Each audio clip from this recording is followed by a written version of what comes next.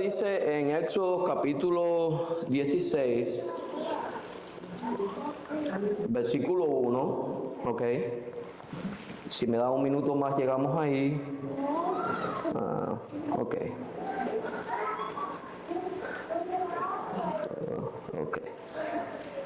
All right. Entonces, Éxodo 16, voy a leer el versículo 1. Dice Éxodo 16, en el nombre del Padre, del Hijo y del Espíritu Santo, partieron de Elín y toda la congregación de los israelitas llegó al desierto de Sin, que está entre Elín y Sinaí. El día 15 del segundo mes, después de la salida de la tierra de Egipto. Vamos a orar. Señor, te alabamos, Señor, te bendecimos. Señor, te honramos esta tarde. Reconocemos que tú eres Rey de Reyes, Señor de Señores. Nos escondemos, Señor, detrás de tu cruz para exponer tu palabra, que es santa. Es un gran privilegio, pero también una gran responsabilidad traer el alimento correcto, la doctrina sana, la palabra precisa. Por eso te pedimos que hagas lo que solamente tú puedes hacer, Espíritu Santo de Dios. Convencernos a través de tu palabra de justicia, pecado y juicio. Que ella produzca en nosotros, Señor, el fruto o el resultado por el cual tú nos las has enviado a nosotros. En el nombre de Cristo. Amén. Mis hermanos, como ya les dije anteriormente, tengo 3 hijos, pero el más pequeño, Elías, hace unas 3, 4 semanas atrás, él fue a comprar su merienda después de terminar su día de clase y fue a la cafetería, y cuando fue a comprar algo con su número, se dio cuenta que no podía porque no había dinero en su cuenta. Y mi esposa, bueno, trató de consolarlo, decirle, bueno, todo está bien, el próximo día tú puedes tener tu merienda, no te quejes, no empieces a llorar así, así no se resuelven los problemas de la vida, ¿verdad? Pero, mis hermanos, consolar a un niño pequeño en esas circunstancias es bien difícil. Ustedes ya saben, para ellos pareciera que se acabó el mundo, ¿verdad? Y es solo una merienda. Ellos, cuando llegan las situaciones difíciles, a pesar de ser testigos de todo lo que le hemos dado en su vida, y especialmente las madres, ¿verdad?, comienzan a murmurar y desconfiar de la provisión de Dios a través de sus padres. Y en nuestro pasaje de hoy veremos algo similar, mis hermanos. Vemos como el pueblo de Dios murmura porque no confiaban en que Él les podía proveer para sus necesidades en medio del desierto, a pesar de ser testigos de su fidelidad anteriormente. Y una vez más, Dios les enseña que Él es su proveedor. Y esto nos lleva, mis hermanos, al título de este sermón. Vamos a tener como título de este sermón: confiemos en la provisión de Dios. Confiemos en la provisión de Dios. Yo voy a tratar de convencerlo o tratar de responder a esta pregunta durante este sermón.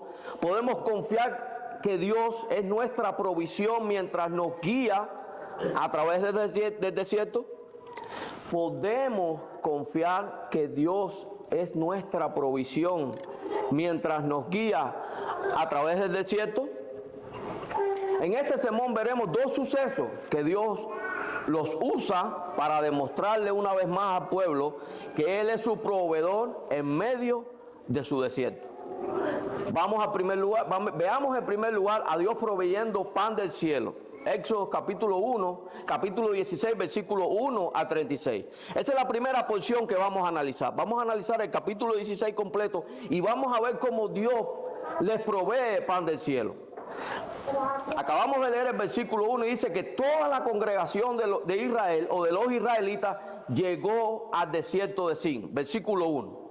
Israel salió de Elín, de un oasis con 12 fuentes de agua, 70 palmeras, y exactamente 30 días, hermanos, 30 días después de la Pascua celebrada en Egipto, Israel llegó al desierto de Sin. El desierto es un lugar hostil, nada hospitalario, y con escaseces de recursos que dificultan la sobrevivencia. Solo alguien con experiencia en este tipo de ambiente puede sobrevivir allí, o aquellos quienes siguen obedientemente las instrucciones de quien tiene conocimiento y control de la situación.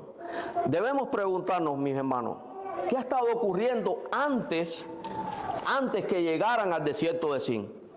¿De qué manera había visto el pueblo de Israel actuar a Dios? ¿Qué Israel había experimentado hasta ese momento con Dios? Yo, si ustedes me permiten, se lo voy a resumir rápidamente pasando el libro de los primeros capítulos de eso. Del capítulo 7 al capítulo 11, Israel había sido testigo del juicio de Dios contra Faraón por medio de las plagas, ¿sí o no? En el capítulo 12, Israel podía testificar de la salvación de la muerte de los primogénitos por medio de la institución de la Pascua. Recuerden, pusieron sangre en los dinteles de la puerta, el ángel de la muerte pasó y nadie no tocó a los hijos de Israel. En el capítulo 13, Israel experimentó la dirección de Dios por medio de la columna de nube de día, la columna de fuego de noche. En el capítulo 15, en Mara, el agua amarga, Dios la convierte en agua dulce y además los lleva a Elín, cosa que mencioné anteriormente, un oasis. De esta manera Israel llega al desierto de Sin con un despliegue de eventos sobrenaturales que muestra el carácter y la grandeza de Dios que los liberó de la esclavitud de Egipto. Mis hermanos, el libro de Éxodo, si usted lo compara con el Nuevo Testamento, fue el libro donde más milagros ocurrieron o eventos milagrosos ocurrieron. Y todo eso en un contexto de redención, al igual que en el Nuevo Testamento con Jesús. Fue Dios mismo quien los llevó al desierto. Dios mismo fue quien los llevó. Y esto es bien importante, téngalo en cuenta. No fue la casualidad, no fue un evento fortuito, fue Dios quien los trajo por el desierto. Éxodo capítulo 13, versículos 17 y 18 dice: cuando Faraón dejó ir al pueblo, Dios no los guió por el camino de la tierra de los filisteos, aunque estaba cerca. O sea, Dios no lo llevó por el camino cerca, no los llevó fácil, a 1 o 2 semanas de viaje, sino que Él los desvió hacia abajo y los llevó por el camino del desierto. Sigue diciendo el versículo 18, no sea que el pueblo se arrepienta cuando vea la guerra y se vuelva a Egipto. Dios pues hizo que el pueblo diera un rodeo por el camino del desierto hacia el Mar Rojo, en orden de batalla subieron los hijos de los israelitas de la tierra de Egipto. Dios en su soberanía, mis hermanos, decide trazar la ruta de Israel hacia la tierra prometida. Ellos llegaron al desierto de Sin, y no tenga duda, guiados por Dios. Capítulo 16, versículo 1 dice que acamparon ¿dónde? En Refidín, conforme al mandamiento del Señor. Eso lo puede encontrar en el capítulo 17, versículo 1. Conforme al mandamiento del Señor. Lo que quiero probarles, mis hermanos, ahora mismo es que si Dios había establecido que ellos fueran por el desierto, es porque Él los quería allí. Por alguna razón, eso trataremos de explicarlo en este sermón también. Dios los liberó de Egipto con un propósito, para que me adoren. Ellos estaban exactamente en el lugar que Dios los quería. No fue la casualidad, y esto es bien importante, no fue la casualidad, no fue una desgracia a la fortuna, no fue una elección al azar, fue el propósito soberano de Dios. El propósito soberano de Dios fue quien trajo a Israel desde Egipto por el camino hacia el desierto. El pacto hecho a Abraham en el capítulo 17, confirmado a Moisés en Éxodo 6, se estaba haciendo realidad ante sus ojos. Ellos estaban en el desierto porque Dios los quería allí. Ellos iniciaban su recorrido a la tierra de Canaán, a la tierra prometida de Abraham, a Isaac y a Esaú. Y en este preciso instante, ¿ellos dónde estaban? En el desierto. El desierto es un lugar de preparación, un lugar de discipulado. Ahora bien, ¿había un propósito para estar en el desierto? Deuteronomio 8:2 dice: y te acordarás de todo el camino por donde el Señor tu Dios te ha traído por el desierto durante estos 40 años. ¿Para qué? Cuando usted vea en la Biblia y lea la palabra para, indica propósito, para humillarte, probarte, a fin de saber qué había en tu corazón, si guardarías o no mis mandamientos. El objetivo de Dios de traer a Israel por el camino del desierto era para meterlos en un discipulado. Ellos se iban a encontrar con él en el Sinaí, iban a recibir los mandamientos, pero antes de eso tenían que ir por el camino del desierto. En el desierto saldrá lo mejor de ellos a la luz. Permítanme un poquito la ironía. Saldrá lo mejor de ellos: su incredulidad, su desconfianza, su falta de fe, su inmadurez, su murmuración. El versículo 2 y 3 dice, voy a leer solo una parte, dice: ojalá hubiésemos muerto, ¿dónde? En Egipto. Y toda la congregación que hizo murmuró, diciendo dos cosas fundamentales. Primero, ojalá hubiésemos muerto en Egipto. Ellos preferían haber muerto en Egipto por las plagas con las que Dios juzgó a Egipto. Ellos decían, ellos estaban pensando ¿en qué? En las ollas de carne. Estaban pensando en toda la carne que tenían allí. Y no creo que esclavos como Israel tuviesen esa capacidad de tener ollas de carne, pero se estaba refiriendo a la comida que podían tener allí. Él dice, ellos estaban pensando, su mente estaba enfocada en Egipto, no en la grandeza de la redención. Todavía eran esclavos, dependientes de un gobernador humano. La falta de pan les hizo olvidar toda la opresión bajo la cual había estado viviendo en Egipto. Preferían la esclavitud con recursos administrados por un rey humano a la libertad dada por un rey eterno, en quien podían confiar para el sustento de sus almas y sus vidas materiales. Ellos no estaban enfocados en que Dios estaba dando cumplimiento a la promesa hecha a Abraham, y eso es lo que estaba ocurriendo, hermano, ¿o no? Dios le había prometido a Abraham que le daría una tierra, que lo haría una nación grande, y eso es lo que estaba ocurriendo en el libro de Éxodo. En el libro de eso, el libro de la redención, donde Dios libera a su pueblo de la esclavitud y los trae a ser una nación con Él. Ellos no estaban enfocados en Dios, ellos estaban, no estaban pensando ni por un momento de que Dios estaba dando cumplimiento a esa promesa. Su mente y su corazón estaban ¿dónde? En Egipto. Si leemos Números, capítulo 11, versículos 5 y 6, nos muestra qué era lo que ellos tenían en su mente. Dice, nos acordamos del pescado que comíamos gratis en Egipto, de los pepinos, de los melones, de los puerros, de la cebolla y los ajos, pero ahora no tenemos apetito. Nada hay para nosotros o para nuestros ojos excepto este maná. La pregunta es para nosotros hoy, ¿dónde está nuestra mente y nuestro corazón? ¿Dónde? Ellos murmuraron, pues no habían pues nos has traído. Si lee, puede ir conmigo al versículo 3, por favor. Versículo 3 dice que pensando en lo que Dios había hecho, dice, pues nos has traído a este desierto para matar de hambre a toda esta multitud. Capítulo 16, versículo 3, la parte B. No solo mire hermano, solo la idea de pensar que Dios es el autor de algo malo o del mal es absolutamente peligrosa, según Santiago capítulo 1 y versículo 13. Dios prueba tu fe, Génesis 22:1. Dios permite y genera la prueba con un propósito santo, sin que pudiese haber injusticia y maldad en él. Permítame citar por un momento el comentarista del siglo XVIII, Matthew Henry. Dice, los mandamientos de Dios y los tratos de su providencia prueban los corazones de los hombres y muestran la disposición que prevalece en ellos, pero nada pecaminoso del corazón y de la conducta puede ser atribuido a Dios. Él no es el autor de la escoria, aunque su prueba de fuego la deja al descubierto. Usted ha visto cómo hacen el oro o la plata o la purifican, la ponen a fuego muy fuerte y empieza a salir una escoria, una nube encima que el artífice empieza a quitar. Eso sobra, eso es escoria, eso contamina y eso es lo que produce la prueba. Dios es santo y no hay sombra de variación en él. Realmente ellos estaban muriendo de hambre. Reflexionemos por un momento. Realmente los hijos de Israel en el capítulo 16 estaban muriendo literalmente de hambre. No.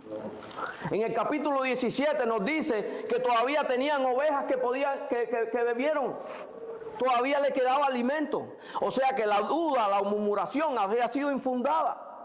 Todavía no habían agotado todo. Pero sin embargo, ellos murmuraron. ¿Realmente ellos estaban muriendo de hambre? Claro que no. ¿Se les había agotado todos los recursos? Tampoco. ¿No tenían opción alguna para sobrevivir? No. Era solo una preocupación infundada. A fin de cuentas, tenían suficiente evidencia de que Dios en el momento oportuno haría algo. ¿No lo hizo en el Mar Rojo? ¿No abrió el Mar Rojo? ¿Sí o no? ¿No convirtió el agua amarga en agua dulce a través de aquel árbol que echaron en el... Dios podía hacer algo. Además, todavía les quedaba sus ganados, según lo encontramos en el capítulo 17, versículo 3. Esta queja, esta murmuración contra Dios era un total absurdo. Claro, ¿dónde están ellos? Están en el desierto. ¿Y el desierto qué hace? Saca lo mejor de nosotros, o lo mejor de ellos. Versículo 4-5 dice, y haré llover pan del cielo para ustedes. Esa fue la respuesta de Dios. ¿Cuál fue la respuesta de Dios a la murmuración de Israel? ¿Cuál fue? Versículo 4 y 5 la pueden encontrar. Yo haré llover pan del cielo para ustedes. La reacción de Dios a la murmuración fue una muestra de paciencia y misericordia. Dios vio su duda, su incapacidad, su falta de fe, su carencia de enfoque claro y de lo que realmente o de lo que estaba realmente pasando. ¿Cómo responde Él? ¿Cómo responde Dios? Dios decide mostrarle que ellos deben tener completa dependencia y confianza en Él. Dios promete hacer llover pan del cielo. Él les muestra que hay una mejor opción que hay una mejor opción que murmurar. La mejor opción era confiar en Él. Dios le revela a Moisés lo que estaba haciendo para dar solución a la murmuración del pueblo que había escalado desde la última vez en Mara, desde una falta de confianza en una frase que simplemente diera. ¿Cuál fue la murmuración en Mara? La murmuración en Mara fue, bueno, ¿qué beberemos? Era algo lógico. Acá estaban en el desierto, no tenían agua, llevaban 3 días de camino ya. La pregunta era lógica. Pero fue en forma de murmuración. ¿Qué beberemos? Pero esta murmuración ahora escala, sube de tono. Desde ¿qué beberemos?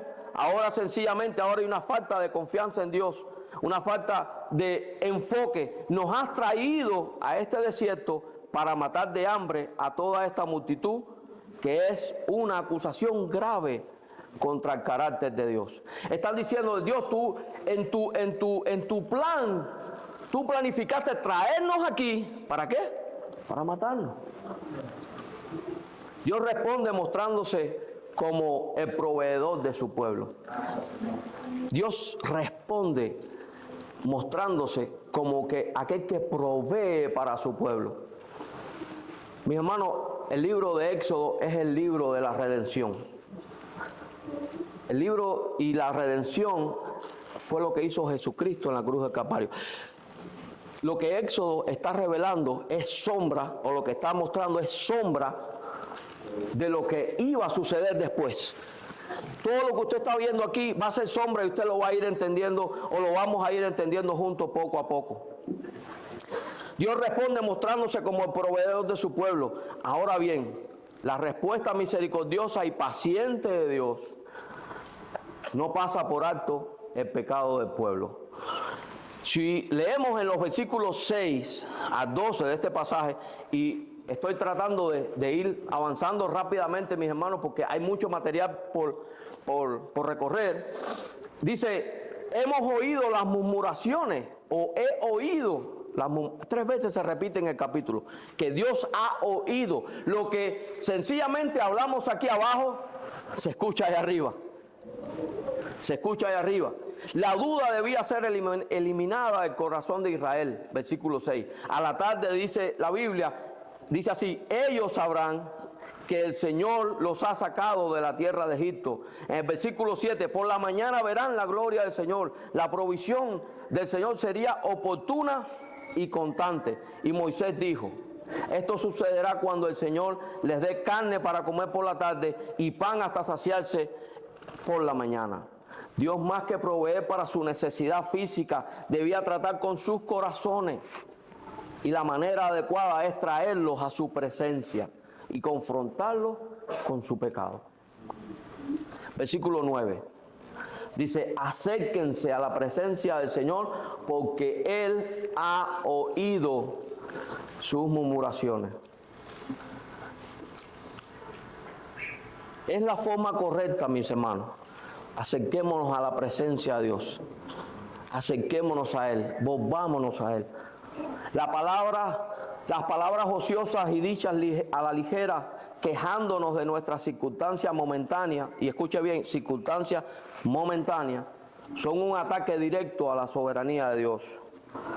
Cuando actuamos así, estamos asumiendo que Dios no tiene el control de cada asunto de nuestra vida y que Él está en el cielo, inactivo, indiferente a lo que nos ocurre.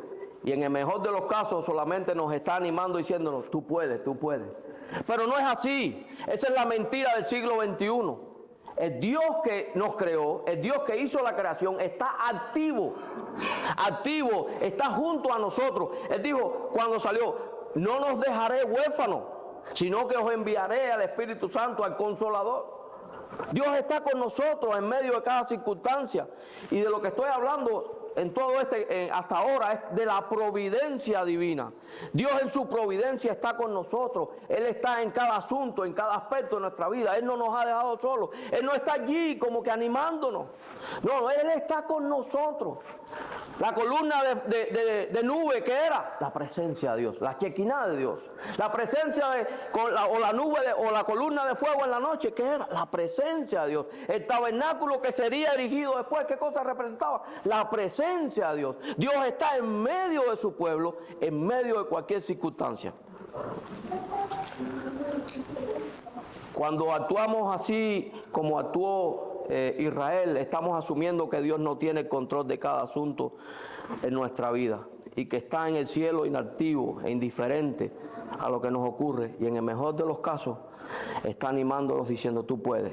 Debo reiterar, mis hermanos, la murmuración en medio de tus circunstancias, sea una enfermedad, sea una dificultad financiera u otra prueba por la que estés pasando, es un ataque directo a la soberanía de Dios.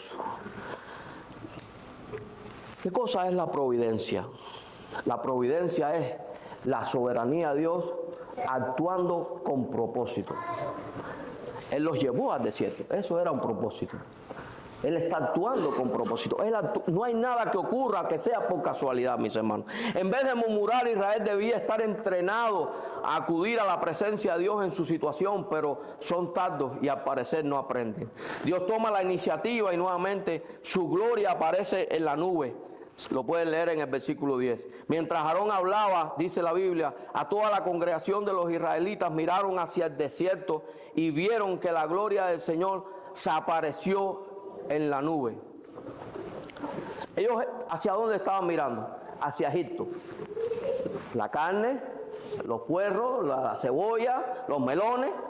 Y cuando se aparece la gloria de Dios, ellos dieron un giro de 180 grados y entonces empezaron a mirar a la presencia de Dios en la nube. En el desierto, mis hermanos, y entienda cada vez que yo diga desierto, es en este mundo que estamos viviendo, en el desierto, los recursos imprescindibles son, primero, la presencia de Dios. Segundo, la obediencia a sus instrucciones. ¿Queremos sobrevivir en el desierto? Primero, busquemos la presencia de Dios en oración. Segundo, sencillamente sigamos sus instrucciones. El versículo 10 dice que miraron. Literalmente esa palabra en el hebreo significa dar una vuelta en U. En lugar de donde querían estar era hostil, dificultoso, pero el lugar donde Él los quería y donde Él sería su provisión. Al caer la tarde comerían carne y por la mañana se saciarán de pan. Sabrán que yo soy el Señor. Sabrán que yo soy el Señor. Esa frase se repite unas 3 veces en este pasaje. Sabrán que yo soy el Señor. ¿Por qué? Porque ese era el principal objetivo de Dios, hacer que Israel conociera que Él era el Señor, aquel que los había sacado de Egipto. Las plagas de Egipto eran para establecer entre los egipcios el señorío de Dios sobre cualquier otro Dios. No hay otro Dios. Yo soy el Señor. El desierto es el lugar donde el soberano del universo, que está por encima de todo y todo, ha venido a ser su Dios. Israel podía estar confiado de que sus necesidades estarían cubiertas. Avancemos un poco más. Versículo 13 al 36. Los israelitas dicen que comieron en maná por 40 años. Al final del capítulo. La queja de Israel se puede resumir básicamente: nos has traído al desierto a morir de hambre. Capítulo 16 y versículo 3. Sin embargo, Dios no solo trató la necesidad física, o sea, el hambre, sino que su trato fue completo según el nivel en el que ellos estaban. ¿Cuál fue la respuesta del Señor? Vamos a ver 3 puntos. ¿Cuál fue realmente la respuesta del Señor? Primero, Dios milagrosamente en la tarde trae codornices que cubren el campamento. Versículo 13a. Este fue un evento de una sola vez. Una sola vez. Dios concede sus deseos, pero a una escala inimaginable. Comparemos. ¿En qué estaban pensando ellos? Ollas de carne. Ahora, ¿qué hace Dios? Trae codornices, pero alrededor de todo el campamento, a un día de camino. Y no solo una olla de carne, sino que 90 centímetros alrededor de todo el campamento. 90 centímetros es como mi tamaño. Era a todo el campamento, a un día de camino había carne. Y eso es interesante. Comparemos eso, ollas de carne, con carne alrededor de todo el campamento.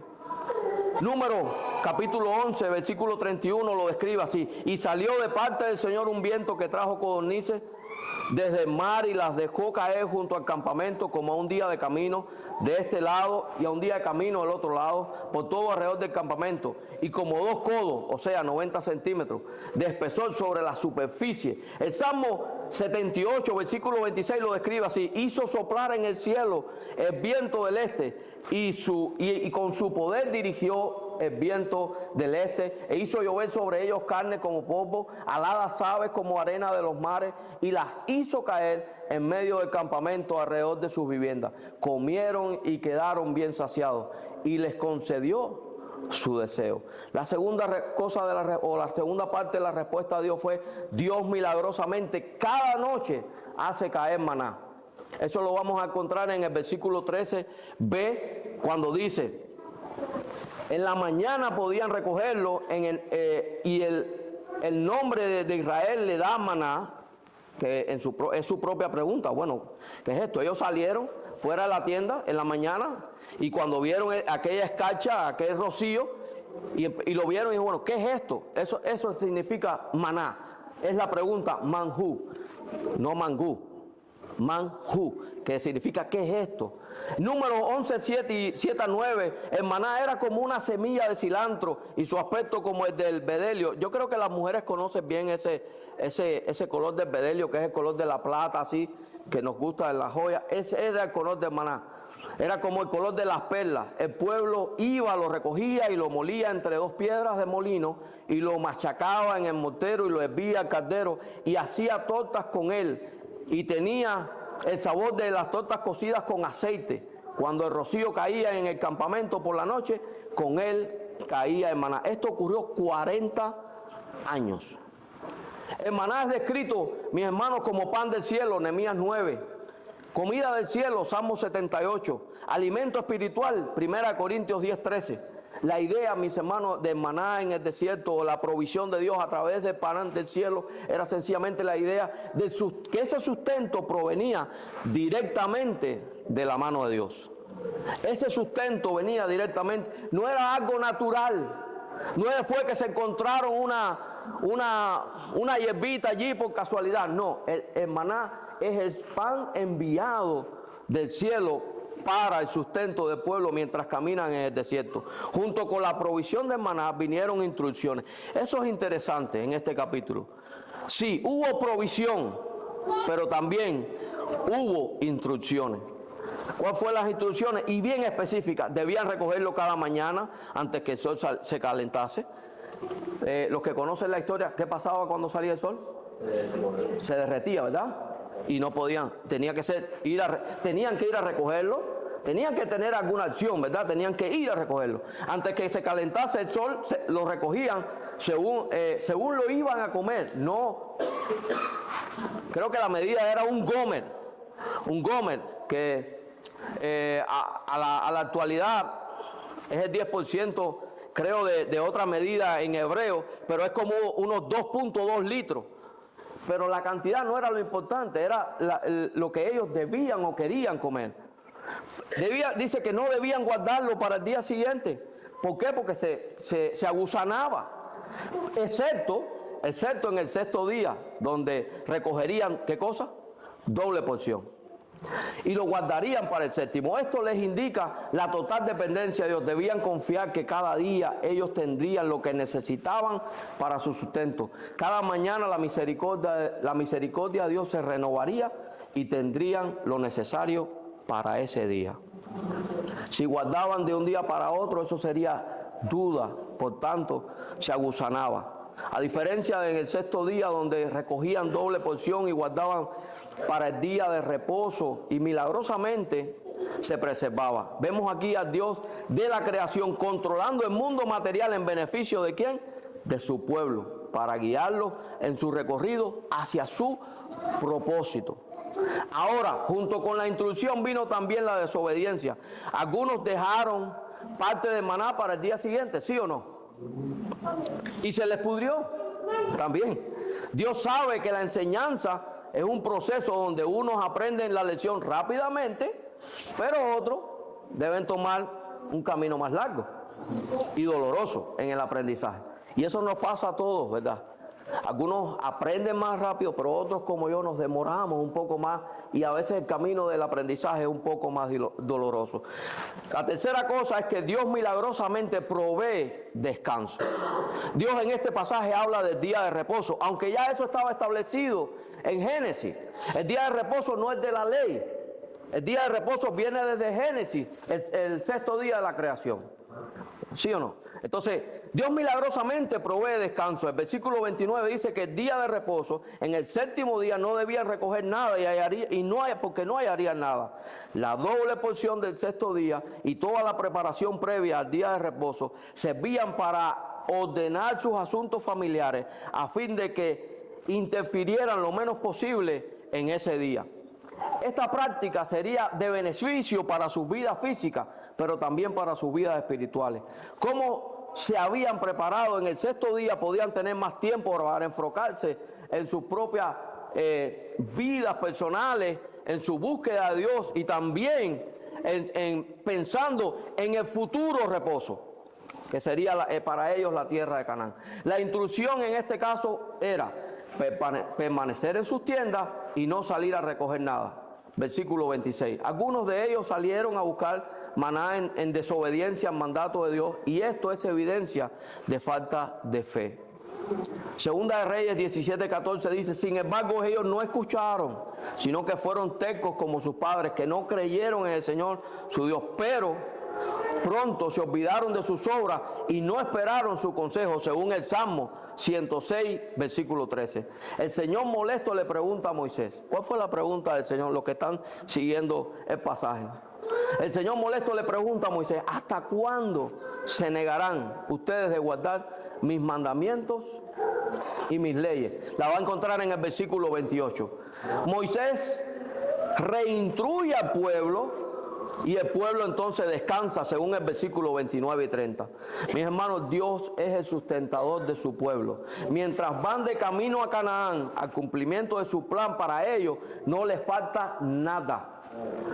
Lo que ellos necesitaban estaba asegurado, porque desde la eternidad Él lo ha establecido, y su provisión es segura porque su conocimiento y su poder es eterno. volvamos a la pregunta inicial. ¿Podemos confiar que Dios es nuestra provisión mientras nos guías a través del desierto? ¿Podemos confiar en eso, mis hermanos? Claro que sí. Podemos confiar que Dios está con nosotros. Ahora, mis hermanos, el pan comido no debe olvidarse.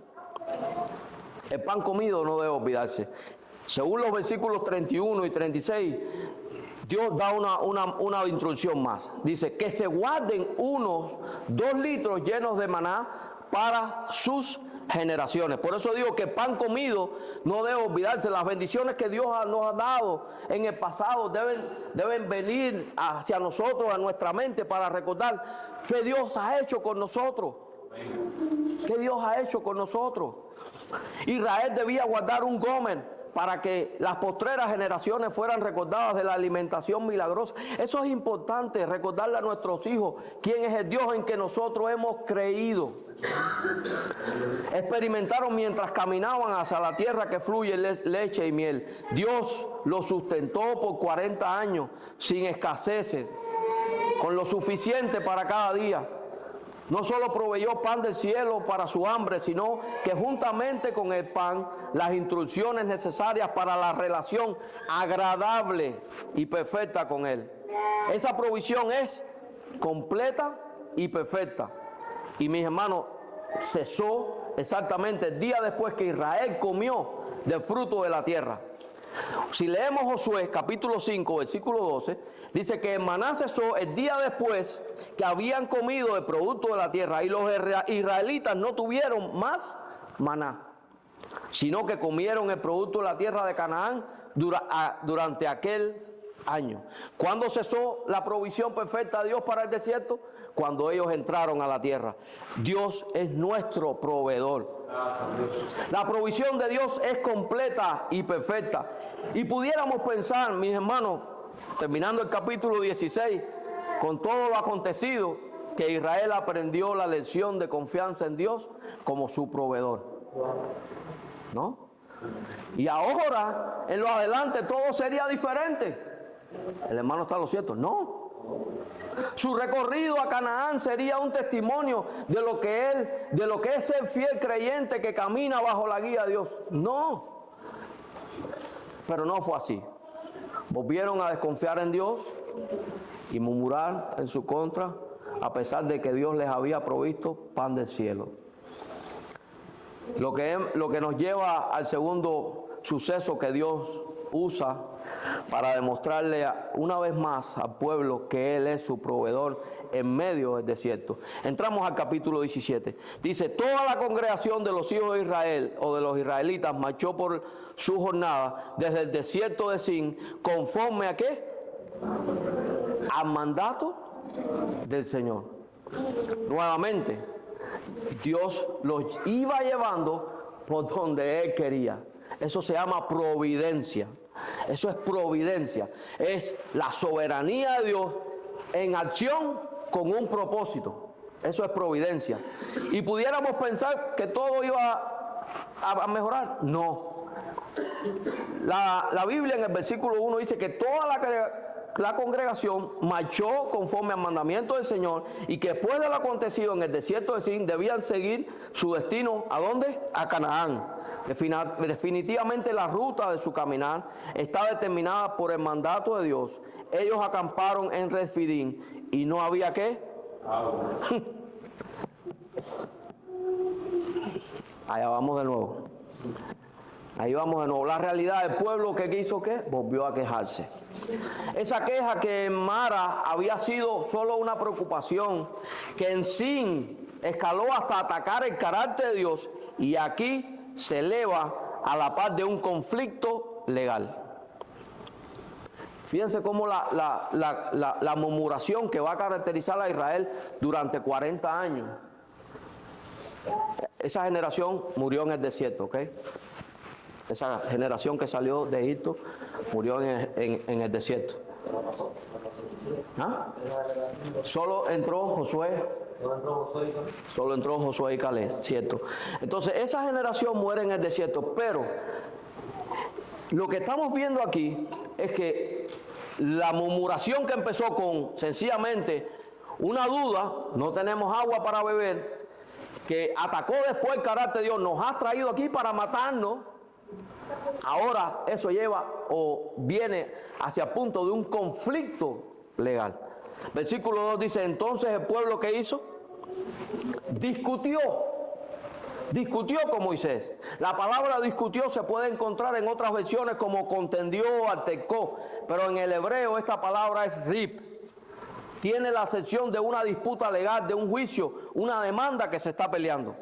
¿Qué es lo que está sucediendo, hermano? El pueblo quiere enjuiciar a Moisés, culpándolo de las circunstancias y él redirecciona al pueblo hacia el enfoque correcto.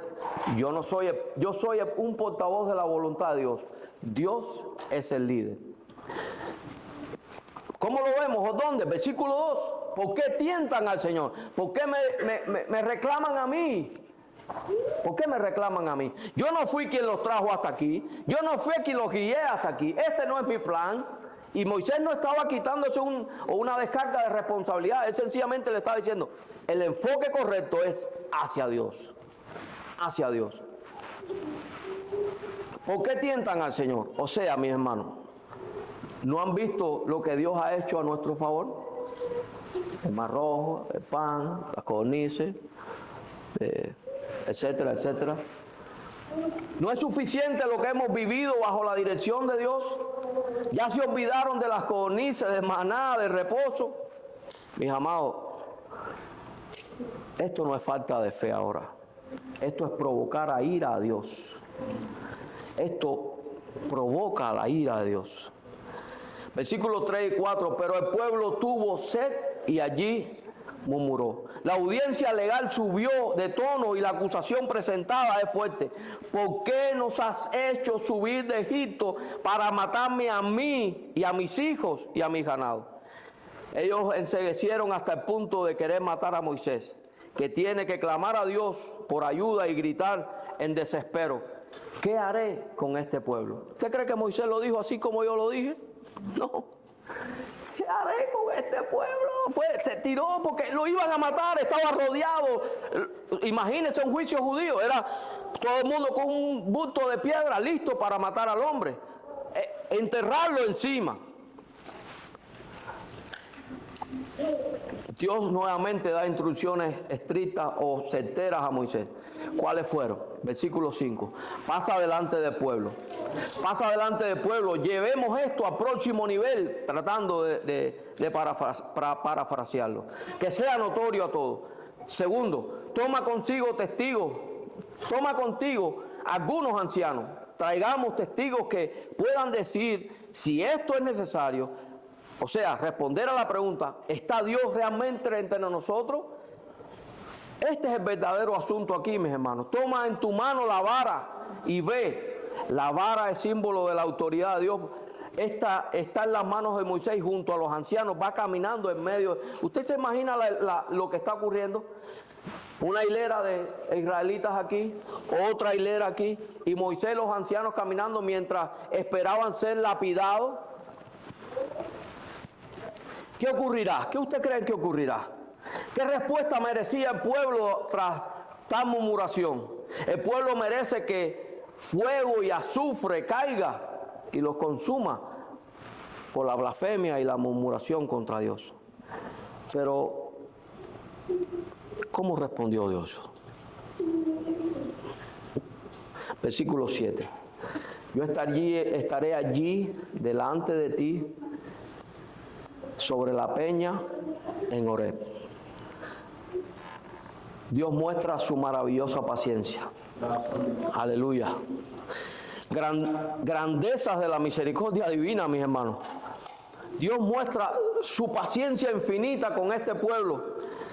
Y Dios muestra su gracia, su fidelidad al pacto hecho. Salmo 103, versículo 8 lo dice bien claro: compasivo y clemente es el Señor, lento para la ira, grande en misericordia. El juicio se torna en un acto de misericordia divina. El Señor mismo estará entre las rocas cuando Moisés la golpee. Alguien debe recibir el castigo de la vara de Dios por la blasfemia. Dios mismo se pone sobre la roca para recibir el pago del pecado del pueblo. Moisés golpea la peña y ¿qué sucede? El agua brota. Y miren cómo la Biblia lo registra o cómo registra ese día. Salmo 105:41 dice, abrió la roca, brotaron las aguas, corrieron como río en tierra seca. Salmo 78:15 dice, lo describe de esta manera, partió la roca en el desierto y les dio agua tan abundante como las profundidades del océano. El agua brotó para beneficio de todo el pueblo. La duda nuevamente es disipada. Las aguas de la roca hablaban por sí solas. Ciertamente Dios está entre nosotros. Su sed había sido calmada. La roca fue golpeada y brotaba agua abundante, de manera que aproximadamente 2 millones de personas y todos sus ganados podían beber. 2 millones. Cuando yo hablaba de esto, ¿de dónde sacamos los 2 millones? Cuando usted lee el libro de Números, usted se da cuenta que contaron a los hombres listos para la guerra y eran más de 650,000. Súmele a eso es casi 3/4 de millón. Súmele a esos 650,000 hombres listos para la guerra, los ancianos, los niños, las mujeres.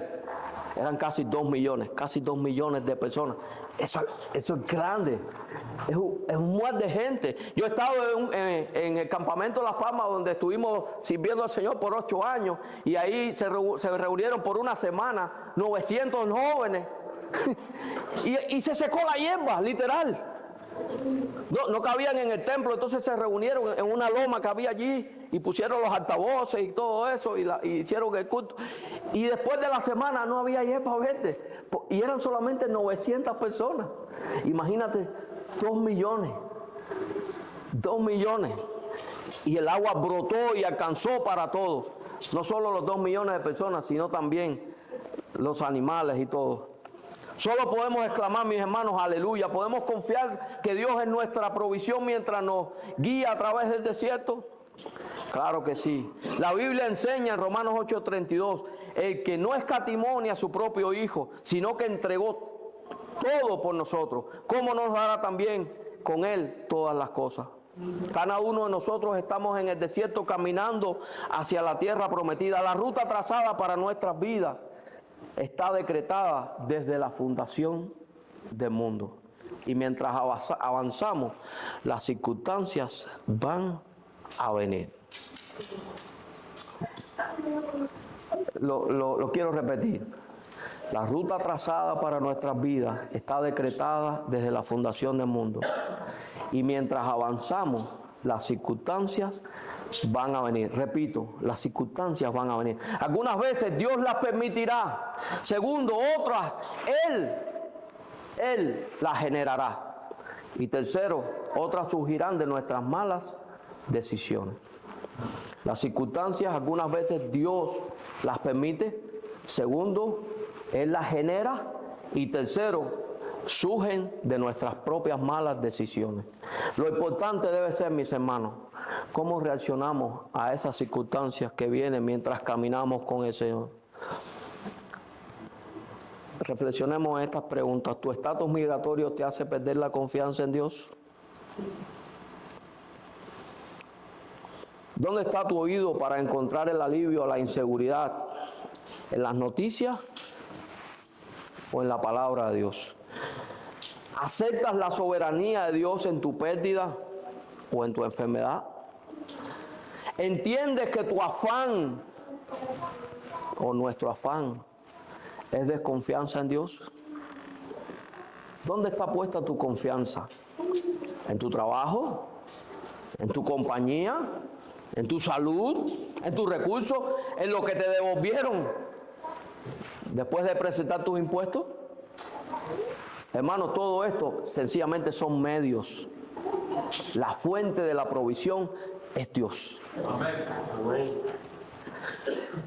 Cuando tú desconfías en la provisión, o cuando yo desconfío en la provisión de Dios para mi vida o para tu vida, sencillamente estamos atacando directamente el carácter de Dios. Mis hermanos, primeramente debemos entender que Dios es soberano y conoce el fin desde el principio.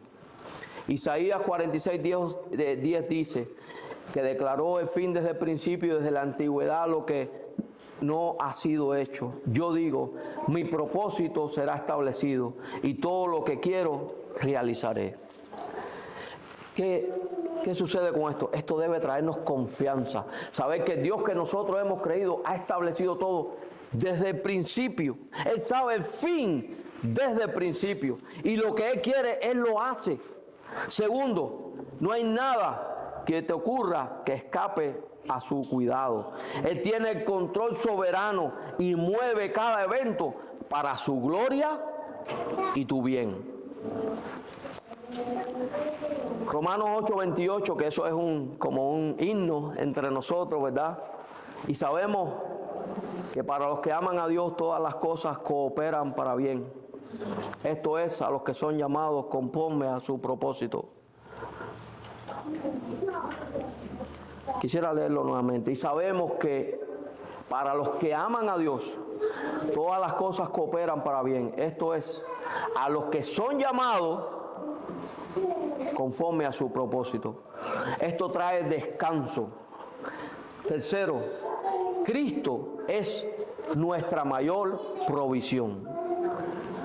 Cristo es el pan del cielo, mis hermanos, y esto es lo que yo le decía, que el capítulo 16 y 17 y todo el libro de Éxodo, que es el libro de la redención, habla de la redención en Cristo. Cristo es el pan del cielo. Hubo suficiente maná para todos y cada uno, pero nadie tuvo demasiado. En Cristo tenemos suficiente, pero no más de lo que necesitamos. Juan 16, 32, 35 dice, entonces Jesús le dijo, en verdad les digo que no es Moisés el que le ha dado el pan del cielo, sino que es mi Padre el que le da el verdadero pan del cielo, porque el pan de Dios es el que baja del cielo y da vida al mundo. Señor, danos siempre de ese pan. Le dijeron, Jesús les dijo, yo soy el pan de la vida. El que viene a mí no tendrá hambre. El que cree en mí nunca tendrá sed. La segunda cosa, Cristo es tu provisión, el que te trae descanso. Israel debía reposar en el sábado. Todas las labores, de todas sus labores seculares, debían cesar. El sábado era separado, ¿para qué? Para los santos. El reposo como descanso está todavía vigente. Léalo en Hebreos 4:9. Los que hemos creído en Cristo ya hemos entrado en el descanso presente en Cristo. Hebreos capítulo 4, versículo 3. Pero además hay un descanso futuro a los que obedecen. Hebreos capítulo 4 y versículo 11. Jesús dijo, venid a mí todos los trabajados y cargados, yo os haré descansar. Cristo es la roca de la cual fluye el agua que calma tu fe. No creo que Israel esperaba que de que ninguna roca saliera agua. ¿Ustedes creen que ellos esperaran? ¿Esperaban que del desierto? No. Tú y yo debemos estar seguros de que Dios puede abrir fuentes de agua donde menos lo esperamos. Esta fuente de agua, esta roca que acompañó a Israel en el desierto hasta su llegada a Canaán, era Cristo. 1 Corintios 10:4 dice, y todos bebieron la misma bebida espiritual, porque bebían de una roca espiritual que los seguía. La roca era Cristo. No importa la fuente de consuelo en la que estés bebiendo, volverás a tener sed. La mujer, dijo el Señor a la mujer samaritana. Jesús le respondió, todo el que beba de esta agua volverá a tener sed, pero el que beba del agua que yo le daré no tendrá sed jamás, sino que el agua que yo le daré se convertirá en él en una fuente de agua que brota para vida eterna. El reposo como descanso, como dije anteriormente, todavía está vigente. ¿Pero en quién? En Cristo. Ahora quisiera empezar a concluir mi sermón de esta manera. ¿Recuerdan la queja que hizo mi hijo Elías, la perreta que dio porque no podía comprar? Bueno, aquella tarde cuando él regresa a la casa, yo estaba, creo que en mi computadora, si mal no recuerdo, y aquella tarde cuando él regresa, él viene donde estoy yo y entonces tuvimos una conversación bien, pero bien seria. bien seria. Y yo quisiera más o menos decir cómo fue. Yo estoy de este lado, está Elías, aquí estoy yo. Entonces Elías me dice, Daddy, él tenía un poco de temor, ¿no? Daddy, yo no tenía dinero en mi cuenta y no pude comprar nada. Por favor, arréglalo. Y entonces, serio yo, ¿no? Digo, bueno, ¿qué quieres que haga? Y vuelve él y dice, Daddy, pon 100. Pon 100. Como diciendo, eso es un número muy grande. Y yo, bueno, hijo, pero eso es mucho dinero. Y él dijo, yo lo sé. Y se fue.